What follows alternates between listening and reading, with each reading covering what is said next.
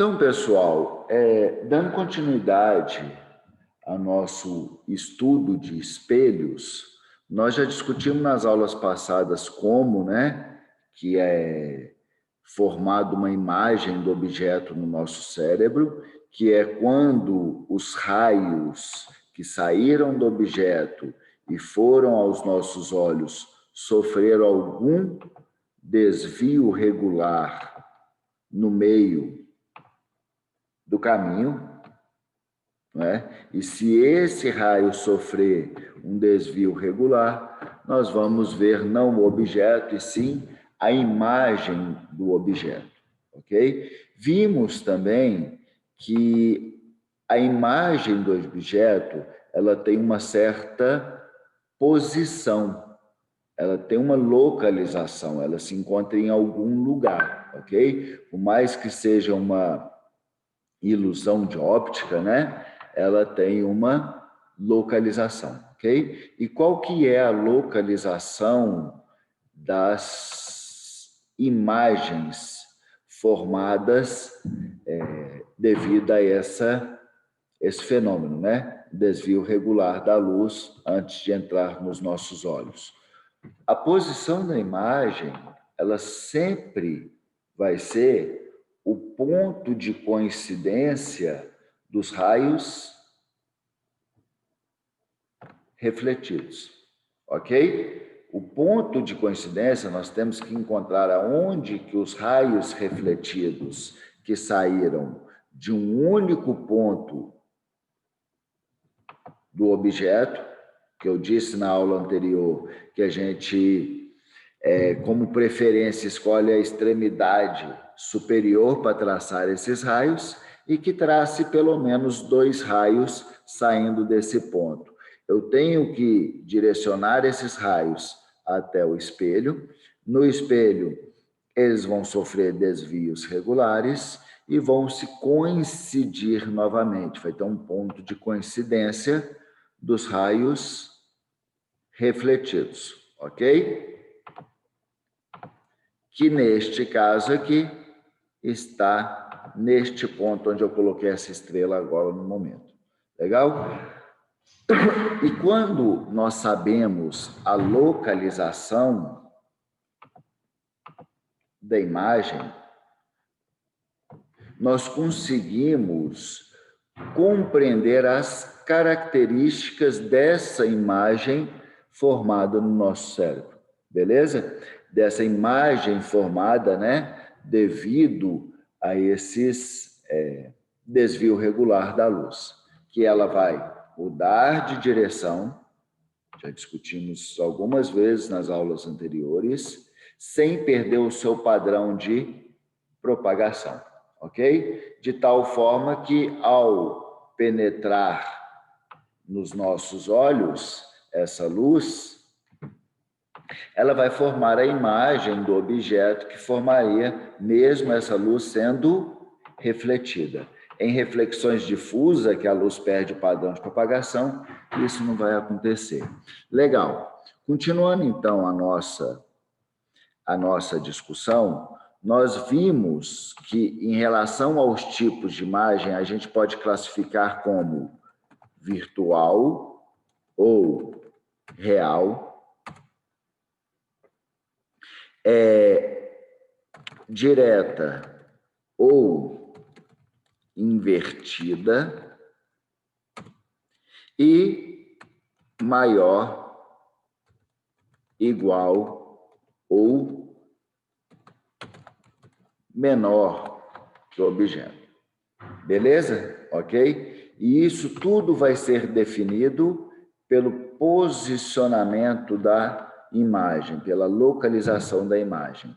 As imagens virtuais, a localização dela, o ponto de coincidência dos raios refletidos, vai se dar nos prolongamentos, dos raios refletidos.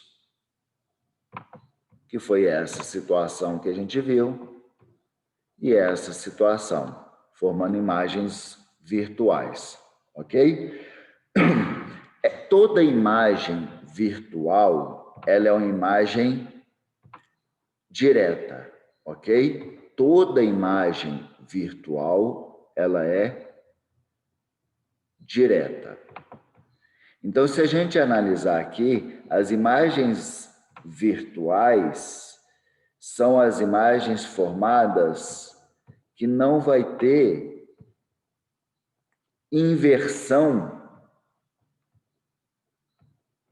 não vai ter inversão do objeto, né? Na percepção do objeto em relação ao eixo principal, ok? Então, se o objeto se encontra acima do eixo principal, a imagem também vai estar acima do eixo principal. Olha lá, se o objeto está acima do eixo principal, a imagem vai se encontrar acima do eixo principal, ok?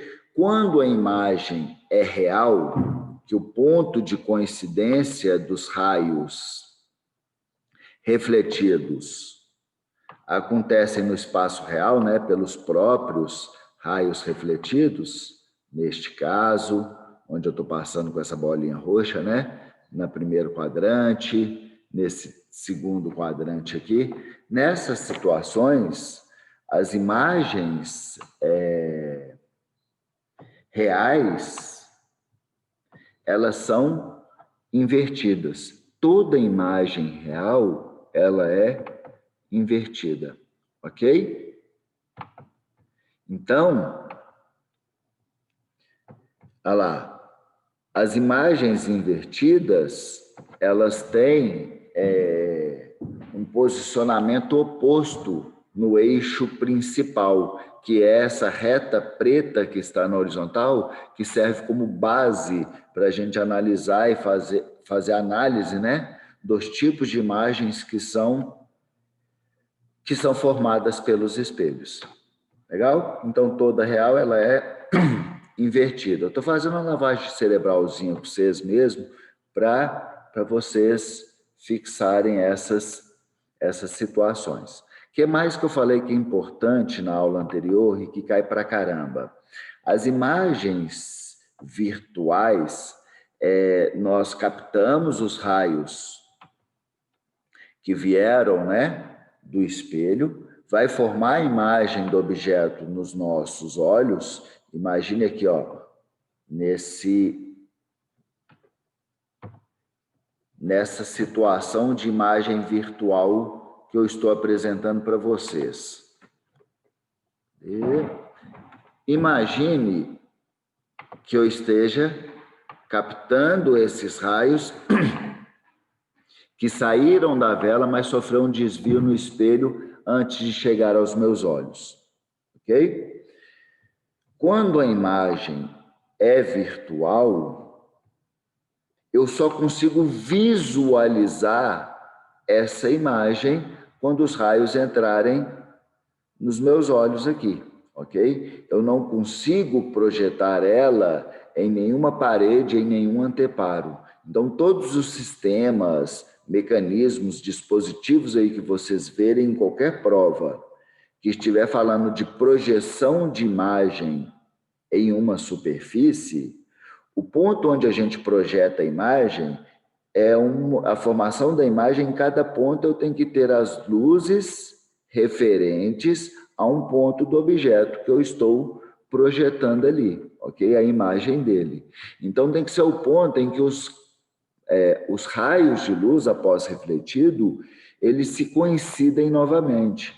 Então, ou seja, nós só vamos conseguir projetar uma imagem se nós colocarmos o anteparo nos pontos de coincidência dos raios refletidos.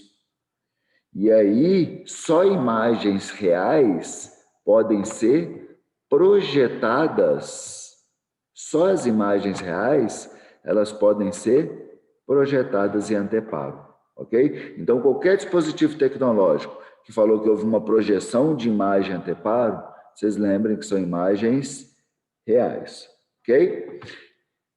E qualquer dispositivo que tecnologicamente ele tem a função só de visualizar o objeto, não tem como projetar, não tem necessidade de projetar, como, por exemplo, espelhinho de dentista, que vai lá olhar um dente, ver se está com cárie ou não. A intenção é simplesmente visualizar, ou se a gente pensar nesse espelho de maquiagem que está representado nessa figura aqui também.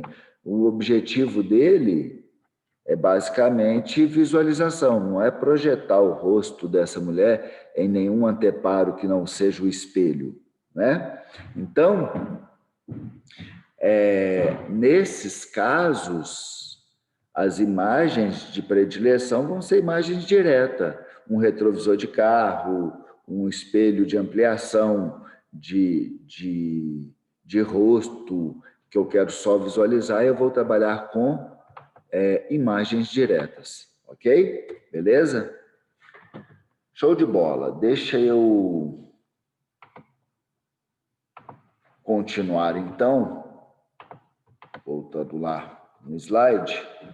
E aí, nós classificamos a imagem do espelho plano. Legal? Hoje, nós vamos falar um pouquinho mais de espelho esférico. Imagem de espelho plano, vocês lembram que vão ser sempre virtual, direta e igual, ok? Aqui eu não tenho imagem de um espelho plano, mas depois eu mostro para vocês. A gente já discutiu, é o espelho que vocês têm na casa de vocês, é o mais comum, sem curvatura alguma. Agora vamos lá. Quando a gente fala de espelhos esféricos, nós temos que, antes de começar a analisar a imagem, entender um pouquinho sobre as características desse espelho. Espelhos esféricos são superfícies, né, regulares, perfeitamente lisas, perfeitamente entre aspas, né? Não existe nenhuma superfície perfeitamente regular, mas que ela é derivada de um círculo, de uma esfera, ok? Então, os espelhos esféricos, eles têm curvatura. E quando a gente fala da superfície reflexiva aí, nós podemos estar falando da superfície externa, e aí vai ser o nosso espelho convexo, ou nós falamos da superfície interna, que aí vai ser nosso espelho côncavo. Beleza? Ok? Mas, independentemente se é um espelho côncavo ou um espelho convexo, quando a gente vai analisar a situação, o tipo de imagem que vai ser formada, né? Nós sempre posicionamos o objeto em um eixo principal, onde a gente apoia o objeto para analisar, ok? No caso de espelhos planos, o eixo principal é uma reta perpendicular ao espelho, que eu posso posicionar em qualquer altura, né? O eixo principal em espelhos esféricos é a reta diametral, né? É a reta que passa pelo centro de curvatura do espelho, ok? E nessa situação, nós temos que saber algumas posições que vão ser extremamente importantes para a gente analisar as imagens formadas por esses espelhos, ok? Que posição é essa? Uma é o centro de curvatura, ok? O centro de curvatura, para espelhos côncavos, que é a parte de dentro do espelho aqui, né? Essa parte de dentro do espelho, para espelhos côncavos, o centro de curvatura é uma posição real. Eu tenho como colocar o objeto nesta posição, ok? Os espelhos convexos, seria essa superfície de fora, a superfície reflexiva, então é como se eu colocasse um objeto aqui do lado de fora da esfera, né? Neste caso, ele também tem um centro de curvatura, mas o centro de curvatura ele é uma posição virtual, ok? Eu não vou colocar o objeto no centro de curvatura do espelho, mesmo porque se eu levar ele para trás do espelho, ele vai estar sob a ação de uma superfície côncava e não convexa, beleza? Então, esse centro de curvatura para o espelho convexo, nós chamamos de posição virtual, beleza? É igual a imagem virtual. Quando a gente chama de virtual, é um posicionamento que não tem como colocar os objetos, algum objeto ali naquele ponto, ok? Se é o centro de curvatura, se é o centro de uma esfera, a distância do centro de curvatura ao espelho vai ser o raio da esfera em que foi retirada essa secção de espelho, né? Esse pedaço aí do espelho, ok? O ponto onde passa o eixo principal e toca o espelho, que está representado por um Vzinho aqui, nós chamamos de vértice do espelho, ok? Beleza? Então, o vértice do espelho é o ponto onde o eixo principal toca o espelho esférico.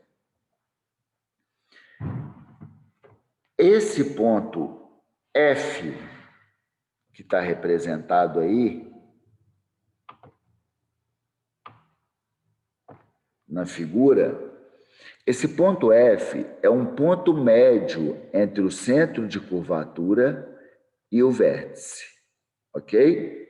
Esse ponto F, ele é chamado de foco, ok? E ele é a metade do raio. Então, olha só, nós temos, então, o centro de curvatura, que é igual a distância dele ao vértice é igual ao raio, beleza? Nós temos o foco, que a distância dele ao vértice de curvatura vai ser a metade do raio, ok? Então, o foco é sempre um ponto médio entre o centro de curvatura e o vértice, legal? Assim como o centro de curvatura, o foco também ele é real para o espelho côncavo, porque eu consigo posicionar um objeto no foco do espelho côncavo, eu consigo posicionar um objeto no foco do centro, no centro de curvatura de um espelho côncavo. Então, o foco e o centro de curvatura, eles são reais para o espelho esférico, ok? E o foco e o centro de curvatura, eles são virtuais para o espelho convexo. Foi? Beleza? Isso é extremamente importante para a gente fazer o estudo de imagens formada por esses espelhos, ok? Por quê? Relembrando, quando a gente fez o estudo de imagem de espelhos planos, no estudo de imagem, o que a gente faz? Posiciona o objeto em frente a um espelho. Então, imagine-se que tem um espelho, deixa eu engrossar essa linha aqui. Imagine-se que tem um espelho, existe um objeto que está a uma certa posição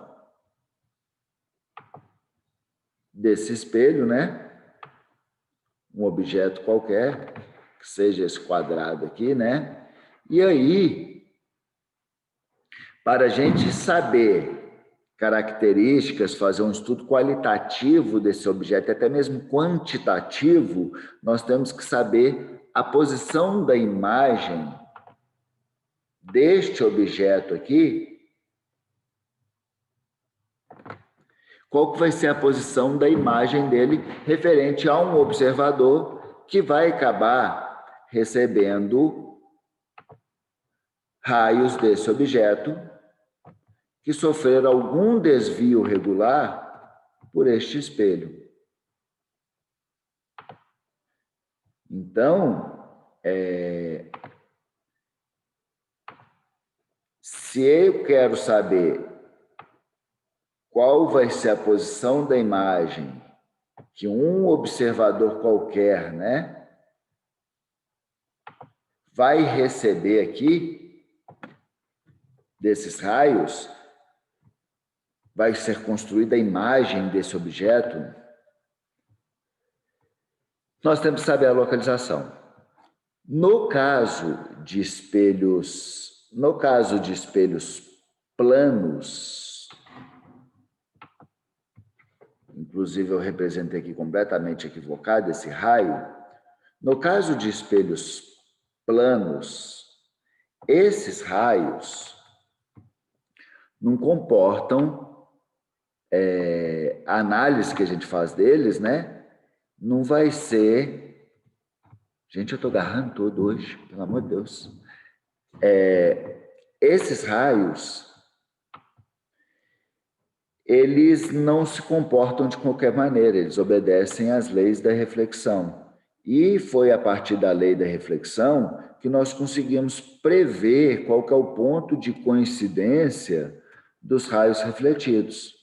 Então, nós utilizamos da segunda lei da reflexão. Gente, imaginou que tinha um objeto posicionado à frente do espelho e traçamos raios de forma aleatória em direção ao espelho. Sempre posicionamos o objeto apoiado em um eixo principal, ok? E traçamos raios de forma aleatória. Por quê? O raio incidente não interessa para onde que ele vai, desde que a gente esteja pegando de um ponto de referência do objeto, um ponto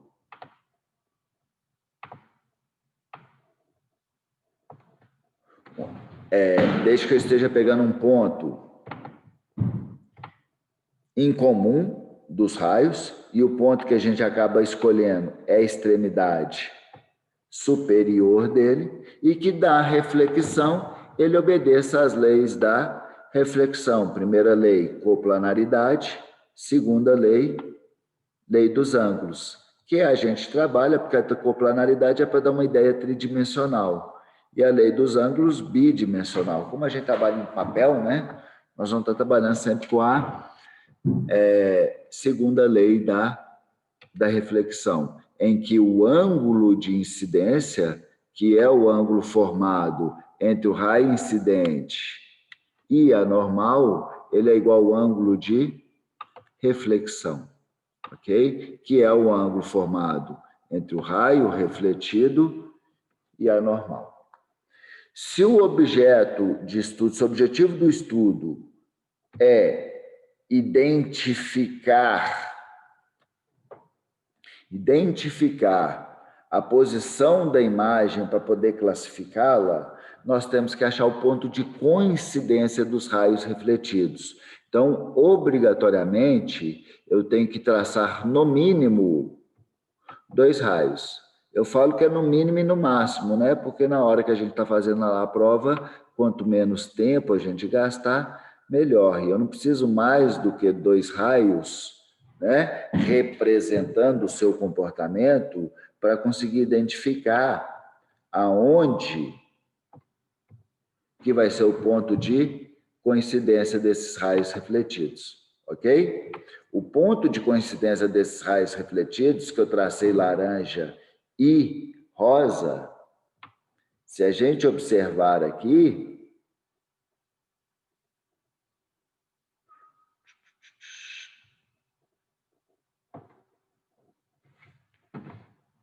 Não tracei essa reta muito bem, deixa eu traçar ela novamente aqui. O ponto de coincidência deles não vai dar pelos próprios raios, que após a reflexão estão divergindo um do outro. Então, o ponto de coincidência deles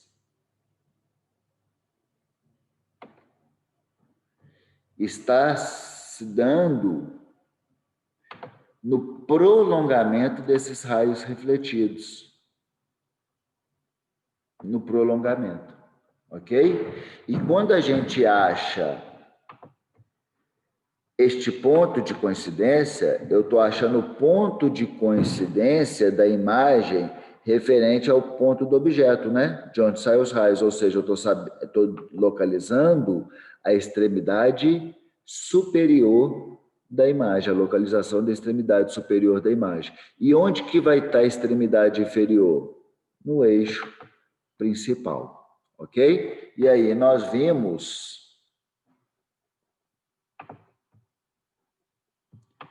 enxergamos a localização da imagem. Ok? Beleza? Toda análise aqui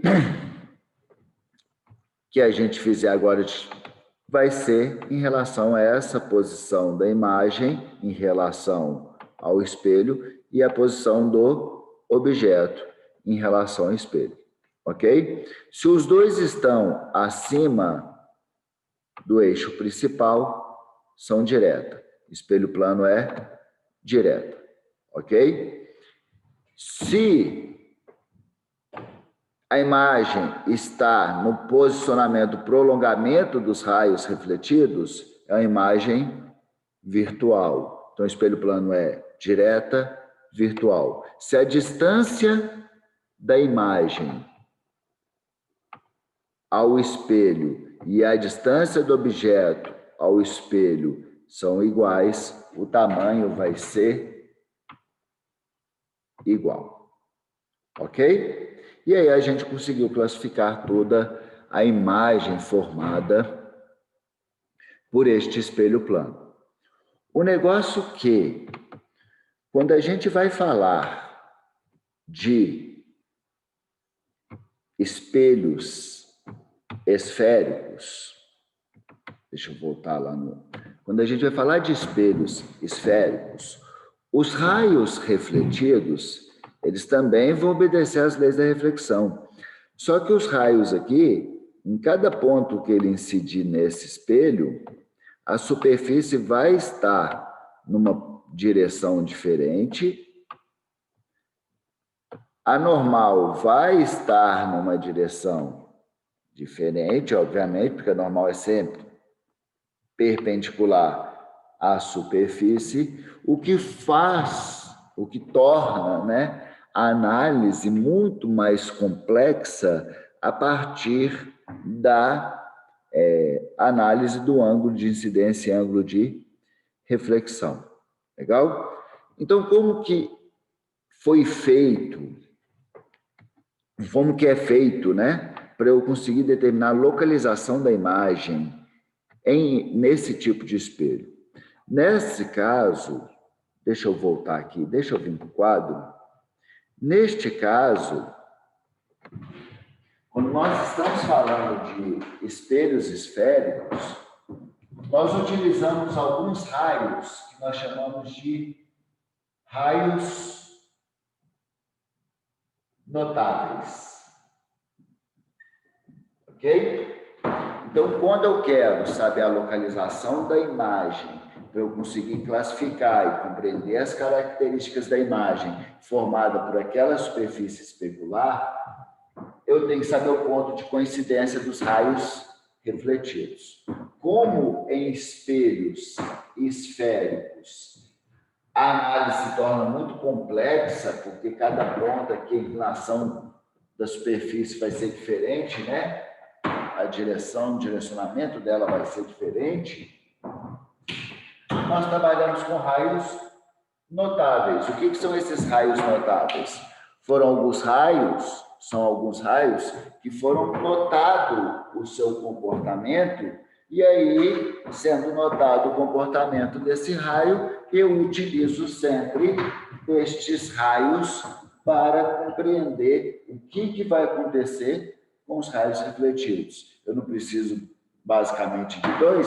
Se eu notar um comportamento padrão de dois raios que saiu do objeto e foi em direção a um espelho esférico, eu consigo fazer o estudo daquela imagem. Beleza? Então, vamos falar um pouquinho desses raios notáveis. Vamos falar um pouquinho desses raios notáveis. Cadê minhas canetas? Para eu falar dos raios notáveis, foram raios notados em situações de reflexão em espelhos esféricos. Só que aqui, nós, como a óptica geométrica, a gente analisa trajetórias retilíneas desses raios, fazer curvatura aqui para análise é muito complicado, fica mais difícil de enxergar. Então, nós representamos o espelho sempre com uma reta, ok? E o eixo principal, que é o eixo de apoio do objeto para fazer análise em frente ao espelho, também uma reta, mas só que perpendicular ao espelho. Ok? À esquerda, eu normalmente posiciono o objeto.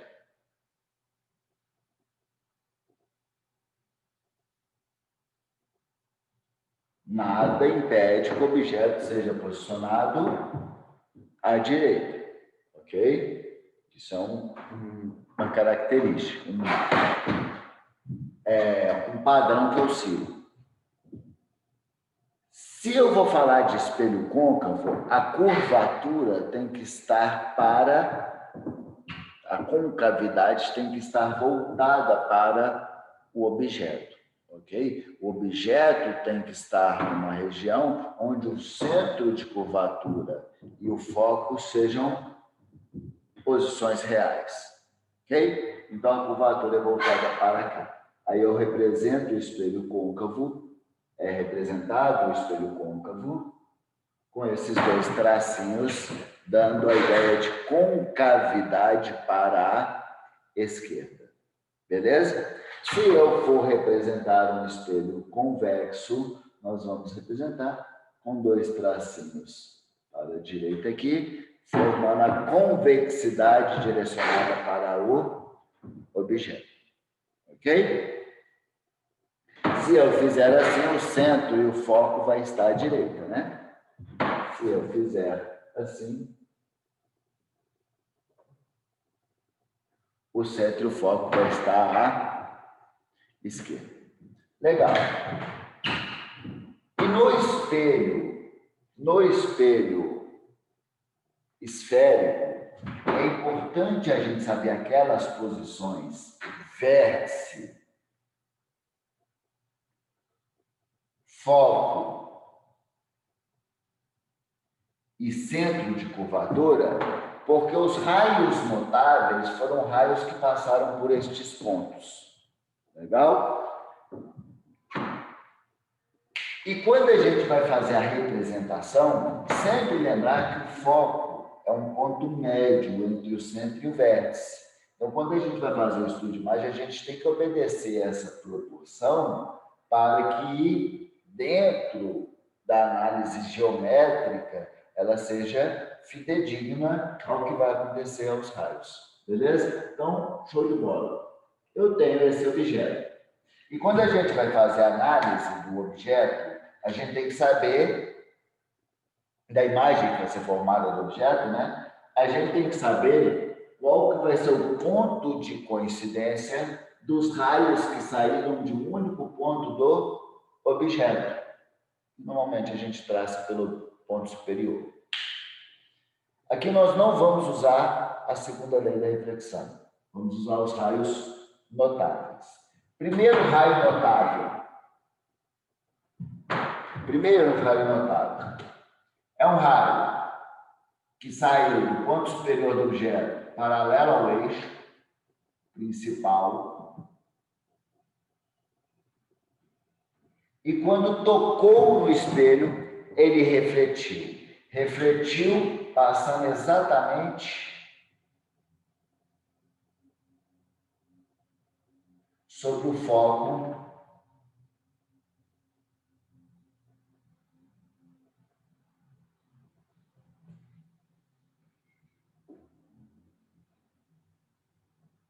do objeto.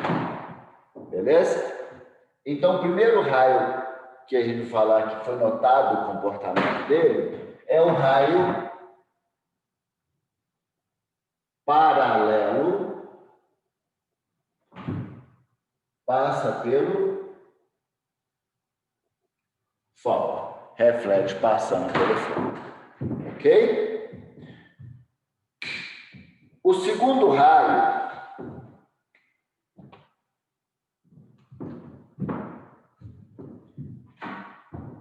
é todo raio que sair do objeto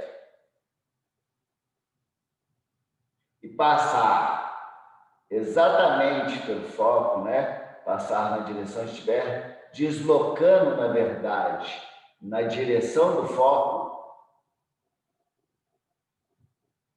quando ele tocar o espelho, ele vai refletir, ok?